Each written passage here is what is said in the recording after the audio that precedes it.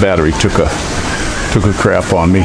So, the batteries on these cameras are getting they're not lasting that long anymore. That was a fresh battery that I put in, and that's all they're lasting right now. So I'd like to get the Sony batteries, but it seems like when you buy Sony in the Philippines, we're the redheaded stepchild. You can't get anything.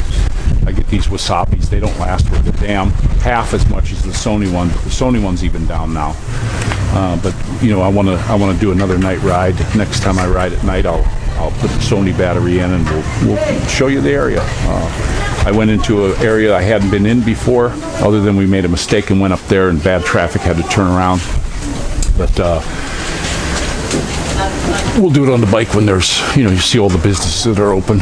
It was like our 7-Eleven and our, what is it, not Aldi's, but Alpha Mart closed. They were closed here, but when we got out on that main drag, I saw 2 7-Elevens open, and I also saw a big 7-Eleven. I was really shocked at what biggest 7-Eleven I'd ever seen. This one. It was more like a restaurant. It looked like they took over a restaurant, and they had a lot of stuff in there. A lot of people were hanging around out there, even though it was 2:30 in the morning. A lot of people out the little quick stop was open. They got a good sized one over there. That was going north out of Lipa. And let's see. Sorry about that. I said north. I was going south out of Lipa. North is when we go the other way to Tagaytay. So we actually took that. We took the car up that way to Tagaytay and got to ride on those windy roads in the car. I had my mother-in-law, and she had a blast. She had a blast because this little buggy is sporty. The only thing that I noticed on that trip was the tires are they still got tread on them and everything, but they're getting to where they're not gripped. They're getting hard. I was never one to keep tires on for more than 2 years. I actually would always take them off with tread on them and then sell them. I'd get guys that, from work. Yeah, I'll take them. How much you want for them? And they would run them for their work beaters and stuff like that. But I always like to keep new tires on all my vehicles. Bikes, I hardly ever let them. When the tires would get down on the bikes, I'd pull the tire off and keep them, and I would run screws through them for the winter time. There's our little buddy. He's way out on the mirror now. There we go. Oh, sorry about that, buddy. He surprised me. I was amazed at how far they can jump. They don't even put their wings out. They can jump pretty far. But I would always run the screws through there, like tech screws or something like that, because they last longer. The tech screws last a lot longer. And then I would put another old tube I had that I'd cut out. I'd layer that in there and then put the regular band back in, and then put a heavy duty tube. They used to sell these German tubes that were like, nobody liked them because they were super heavy and they were cheap. And they had good valves on them, and I would run those in the wintertime. I never had a flat. I never had a screw that punched back through. There's a trick to that when you're running studs. A lot of guys will pump the air up real high. Run your air pressure about half if you're going to be driving on snow and ice. And if I was going to be driving on where it was dry, I had another bike that if there wasn't a lot of snow or anything like that, I'd drive that one. But if I'm going to hit snow or ice or anything like that, I'd drive the studs, but I'd run the pressure. And I had a compressor on almost all the bikes I've had. And it just was, I'd tuck it underneath the tank. I had it hardwired in, and then I could just have the cord long enough to where I had to put the valve right here, and I could reach over and I could hit the valve here and hit the valve there. And I've had rides where I changed the pressure while I was riding. If I seen a bunch of snow coming, I'd let out run about 15 pounds in the tire, so those tech screws could get a good bite.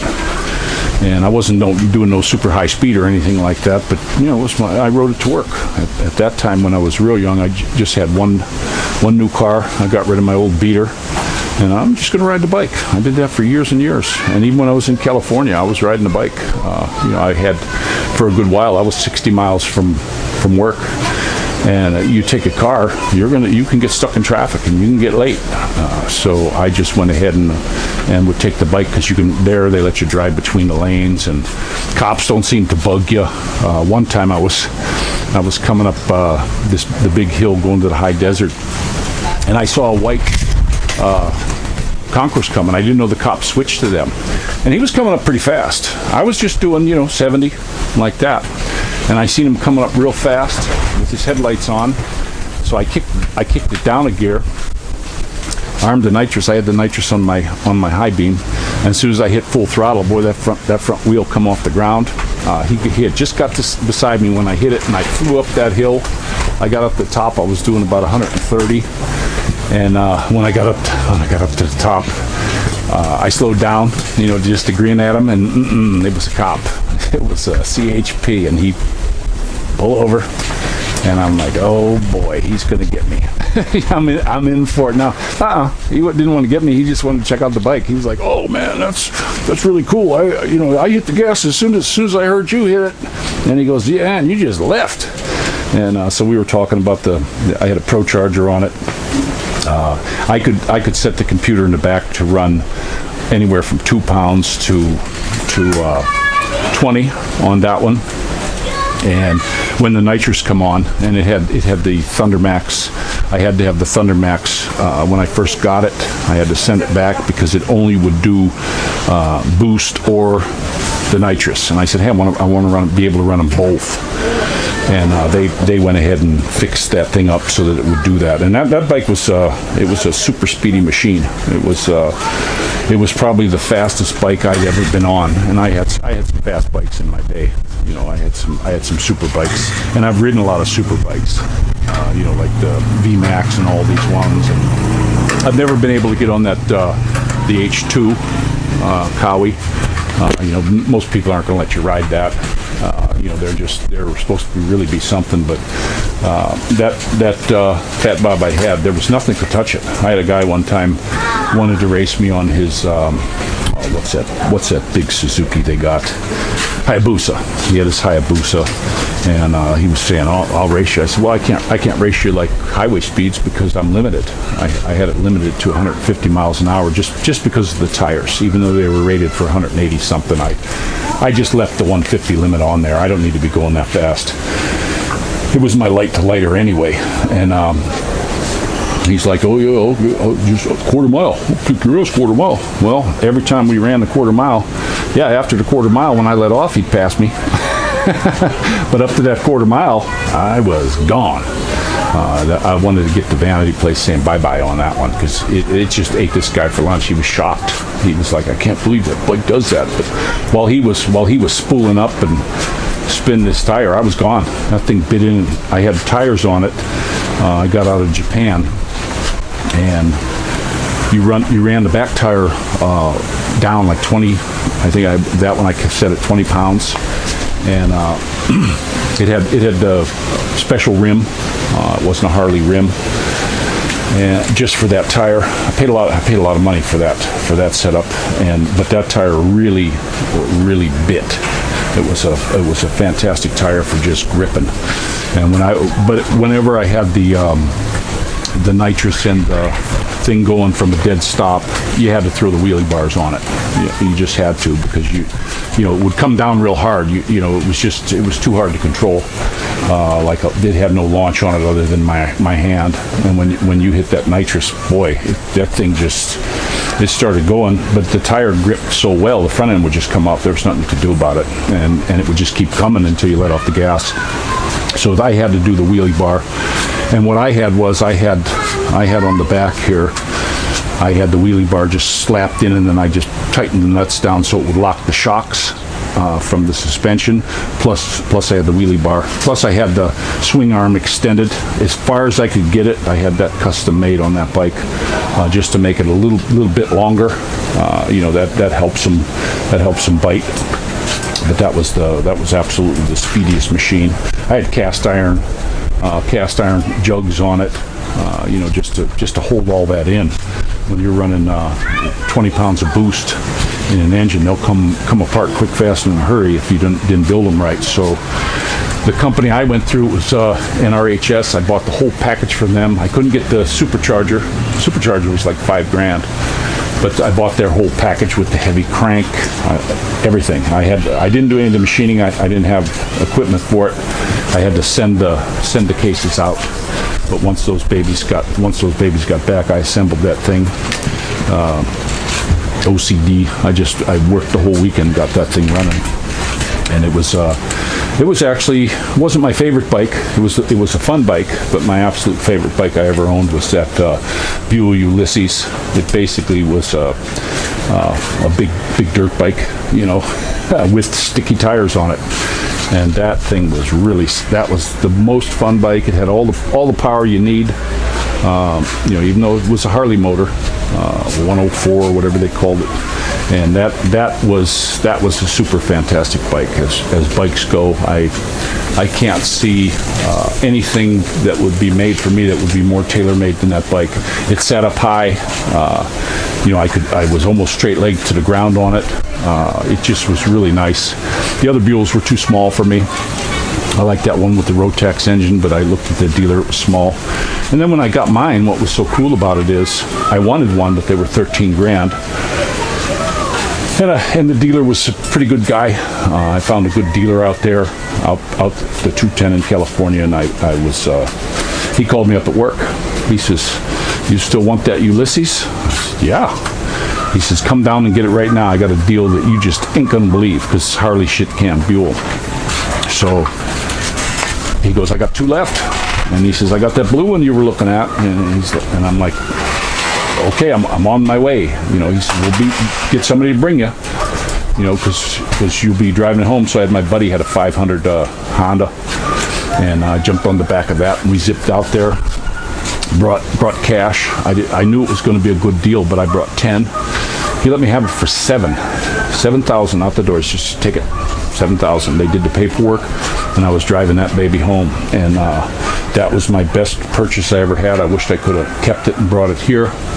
I never wanted to get rid of that, but I wound up coming here to the Philippines, and the way they do the shipping here to get a bike in, they just nail you. They don't want you bringing a bike in, basically.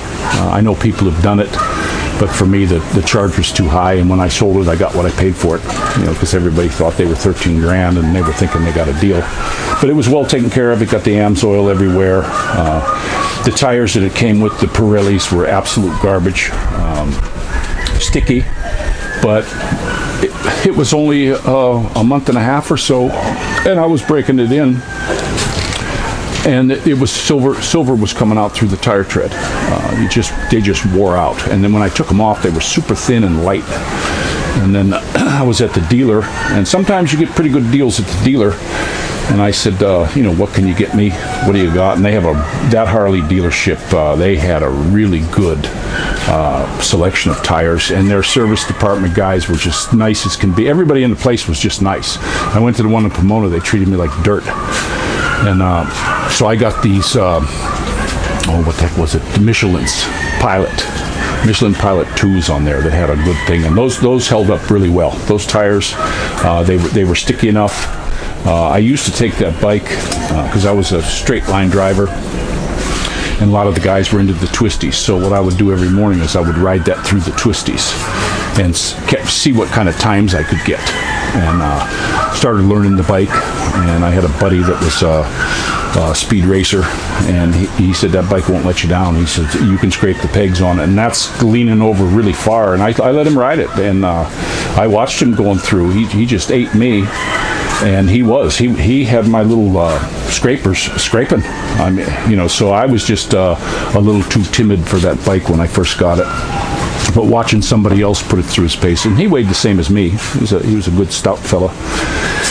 And that was just some bike. So I learned how to ride it, and I would ride that every morning. You just got to watch out for boulders there in California. You might run into a boulder, but. I got pretty quick at it, and the nice thing about that Harley, it wasn't like different bikes I rode on there where you're constantly shifting, you're up and down on the shifter. That Harley, you kept it in third.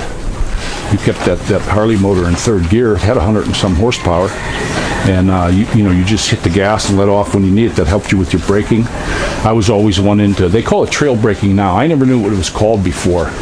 I've always done that when I ride. When I'm getting into a corner, I'm dragging that front brake, to compress the suspension a little bit. Helps you turn better. Gets you feel in your grip.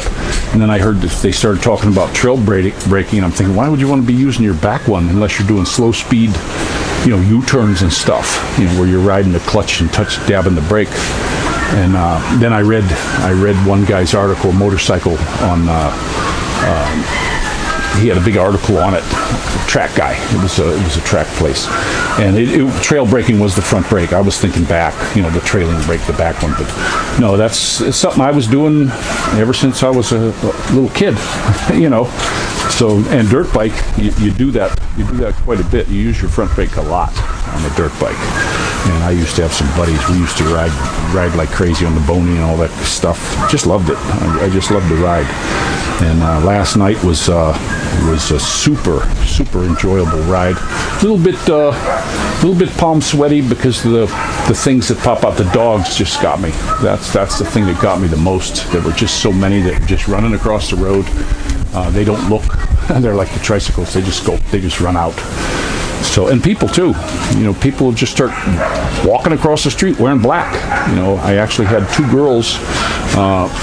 They were up ahead a little bit, but they were on the sidewalk, and they never looked to see that I was coming, and they started walking angled on the street. So I slowed down, but both of them were wearing black.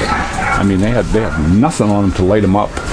And me, I had on my reflective vest and everything. I want people to see me.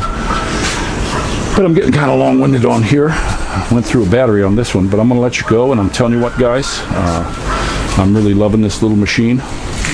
Fantastic machine for the money. I wouldn't hesitate to tell anybody to have one. I would like to find out what I could do better to make it more friendly when my wife's on it, because it seems so squirrely and all that. But just with me on it, it handles perfectly. It corners really well. I went through a couple corners at a decent speed last night, making my 90 street corner coming from the left lane, nobody out, and I knew the road was clear, and I went ahead and I was doing some pretty nice turns. One thing you can't do here, when I was in the States, when you're coming up to like a T or an intersection, you can watch for headlights coming. So, you at nighttime, you'll see those headlights. But here, they don't run their headlights, so you can't count on that when you're driving. So that makes it a little bit less safe also. I would love to see them do something about people riding without lights. The cops here, one thing about the cops when you see them, I've seen people do rotten stuff. I saw a guy one time, he was sitting at the light, and a motorcycle pulled in between us, and he had a Red Horse 500 milliliter Red Horse bottle sitting on his window right there, and the cop on the motorcycle, he was on a Versys 650. I'm in the left lane to turn. This guy's going to go straight, and the cop pulled right up and looked at us both. And he just took off. When the light turned green, he took off. The cops don't seem to bug you. The traffic guys will.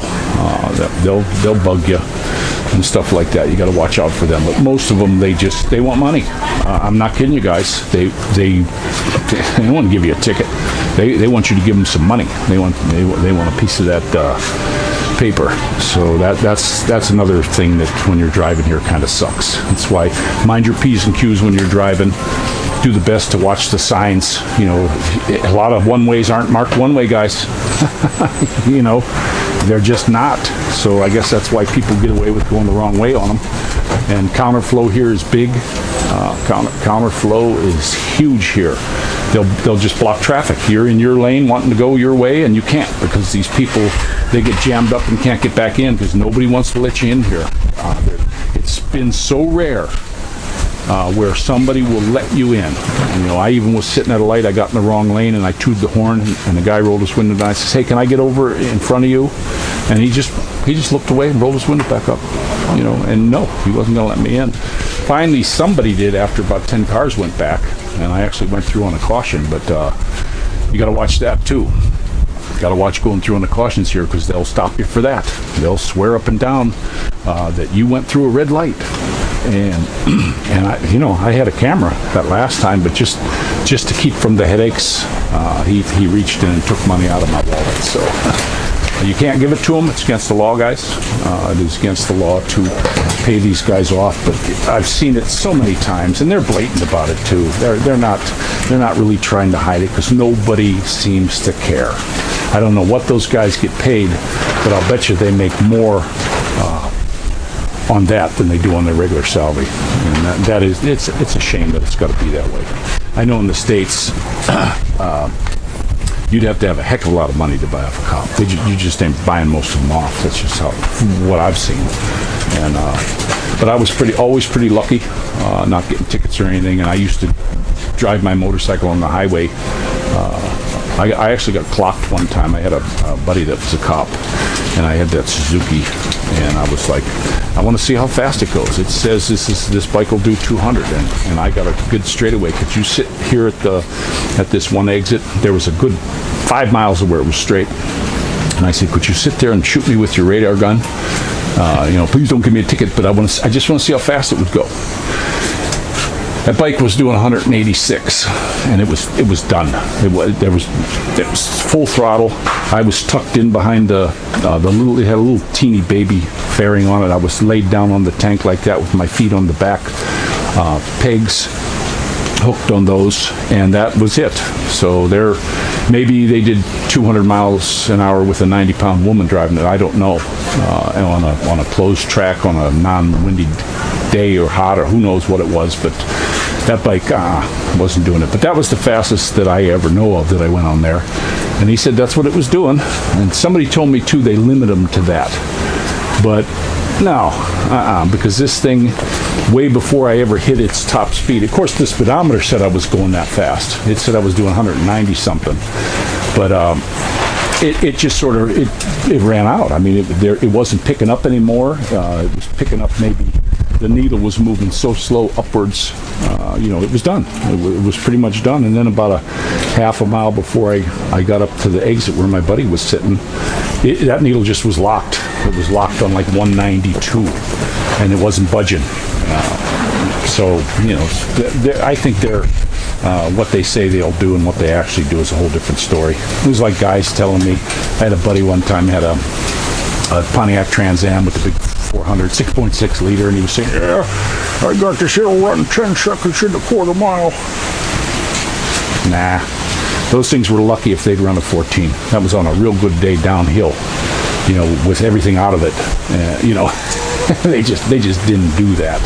The fastest street buggy I ever seen was a little pickup truck, a little Cyclone. I had a buddy, he was the dealer, he was my salesman, and he was a little tiny guy.